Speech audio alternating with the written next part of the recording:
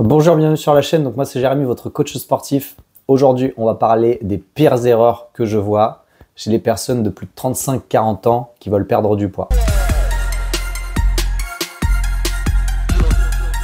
En plus de 8 ans de coaching, j'ai pu aider plus de 350 personnes et il y a des erreurs que je vois régulièrement. Je voudrais vous les partager dans cette vidéo. Erreur numéro 1. Alors cette erreur, c'est celle, je pense, que j'ai 99% du temps avec une personne qui m'appelle la première fois. J'ai toujours le droit à cette phrase. C'est voilà, Jérémy, je t'appelle parce que je n'arrive pas à perdre de poids alors que je mange bien. Et donc c'est tout à fait normal, c'est tout simplement parce que bien manger ne suffit pas. Bien manger, c'est bien pour la santé, mais ça ne suffit pas pour maigrir. Pourquoi? Parce que pour maigrir, il y a une question de balance énergétique. Donc il faut faire attention au total calorique. Et on peut très bien manger, mais être en surplus calorique. Il y a certains aliments qui sont dits sains, comme par exemple l'avocat, les amandes, les noix, le fromage de bonne qualité. Et pourtant, ce sont des aliments ultra caloriques. Un avocat peut faire largement plus de 400 calories. Une grosse poignée de noix peut faire aussi plus de 400 calories. Un comté entier peut faire jusqu'à plus de 600 calories. C'est énorme. Donc, il faut bien se rendre compte que bien manger ne suffit pas. Et si aujourd'hui, tu n'as aucune idée des calories que tu consommes, eh bien, commence par là. Attention, je ne dis pas de compter tes calories toute ta vie et de devoir devenir très minutieux. Je sais que ça va te fatiguer. Je sais que tu n'as pas envie de faire ça. Mais je te demande juste d'essayer sur 3 jours, une semaine dans l'idéal, juste pour te rendre compte des calories que tu consommes.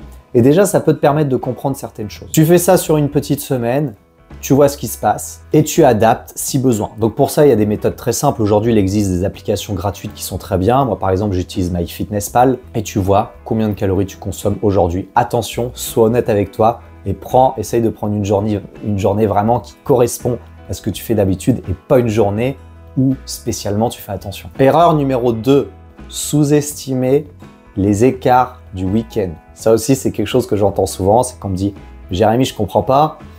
J'ai fait attention toute la semaine et il suffit d'un repas pour gâcher tous mes efforts. » Eh bien oui, ça peut arriver. C'est dommage, mais c'est comme ça. C'est la nature. Le corps ne sait pas quand on est samedi ou mercredi. Lui va stocker de la même façon.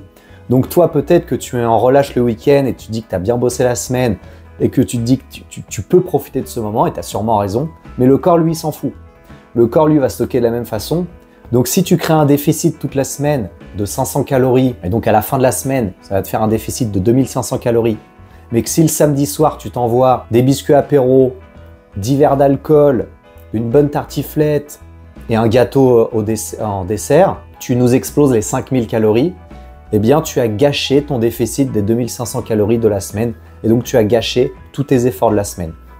Attention, quand je dis gâcher, je parle vraiment du total calorique et ça peut vraiment ralentir, voire même stagner ta perte de poids. Donc mon conseil, bien sûr, je ne vais pas te dire d'arrêter les plaisirs le week-end ou de refuser toutes les invitations. Je te dis juste que aie conscience que ton corps ne sait pas que tu es le week-end. Fais quand même attention. Par exemple, si tu aimes boire de l'alcool, limite-toi à 1 ou 2 verres. S'il y a des biscuits apéro, essaye de prendre les crudités, essaye de ne pas trop en manger. S'il y a un dessert, essaye de prendre que la moitié. Voilà, trouve des petites astuces pour réduire ce nombre de calories et pour limiter les dégâts. Troisième erreur, penser que le sport va compenser les écarts alimentaires. Alors, je suis désolé, on ne peut pas compenser l'impact que va avoir la mauvaise alimentation sur notre santé. Après, quand il s'agit de calories, c'est aussi très difficile de compenser avec le sport. Il y a eu un écart, c'est pas grave, on l'oublie, on passe à autre chose. Surtout, on ne s'insulte pas, on ne se frustre pas, c'est pas grave, c'est passé. Par contre, après, on essaye de reprendre le rythme assez rapidement. Quatrième chose, c'est de faire les choses avec beaucoup d'intensité, sans plan derrière. Je parle des personnes qui veulent perdre du poids extrêmement rapidement, qui vont faire des régimes extrêmes, qui vont faire beaucoup de sport d'un coup, donc qui vont partir de 0 à 100 en un coup et qui vont d'un coup mettre beaucoup d'intensité. Je ne suis pas contre aller vite parce que pour moi, aller vite, c'est booster la motivation de la personne. Et d'ailleurs, j'ai une stratégie pour ça. Ma stratégie, c'est ce que j'enseigne dans mon guide, c'est qu'on peut faire par exemple une reverse diet. On peut aller assez vite au début. Par contre, au bout d'un moment, il faut obligatoirement remonter les calories pour redonner de l'énergie au corps. Si par exemple au début vous voulez faire un gros déficit de 500 calories, vous pouvez, il n'y a pas de souci. Par contre, derrière, au bout de plusieurs semaines, il va falloir remonter doucement les calories pour retrouver un total calorique qui correspond à votre profil, retrouver de l'énergie. Si c'est bien fait, logiquement, on est censé continuer à perdre du poids. Et sinon, on peut redémarrer un déficit calorique derrière. Par contre, quand il s'agit de l'entraînement, il n'est jamais bon de démarrer trop fort. Il faut toujours préparer le corps. Ou sinon, autre erreur, c'est de vouloir copier les programmes qu'on voit sur Internet qui ne sont pas adaptés à nous. Donc moi, je m'adresse dans cette vidéo à des personnes qui ont plus de 35-40 ans à 80% des cas. Donc je vais m'adresser à ces personnes-là. N'essayez pas de copier le programme d'entraînement d'un jeune étudiant de 20 ans pour qui son but c'est de devenir énorme. Ça n'a aucun sens. Aujourd'hui, votre corps répond différemment. Les hormones, l'équilibre hormonal est différent. Le corps fatigue. Il peut y avoir un passé, donc des années de mauvaises habitudes ou alors des blessures, même peut-être des opérations. Et donc, il faut absolument un programme adapté pour votre profil. C'est très, très important. Et enfin, dernière chose que je suis obligé de répéter, que je répète à chacune de mes vidéos, mais c'est très important, ne pas sous-estimer les bonnes habitudes de vie. Je pense notamment à deux choses qui sont pour moi le cœur d'une bonne transformation physique et j'en parle beaucoup dans mon accompagnement. C'est en numéro 1, avoir un sommeil de qualité parce que le sommeil, ça fait toute notre récupération et ça a une grosse influence sur notre équilibre hormonal. L'équilibre hormonal qui est très très important dans notre mise en forme, surtout passé un certain âge. Et la deuxième chose, c'est la gestion du stress auquel j'accorde beaucoup d'importance. Dans mon accompagnement, je parle beaucoup de gestion du stress, gestion des émotions liées à la remise en forme.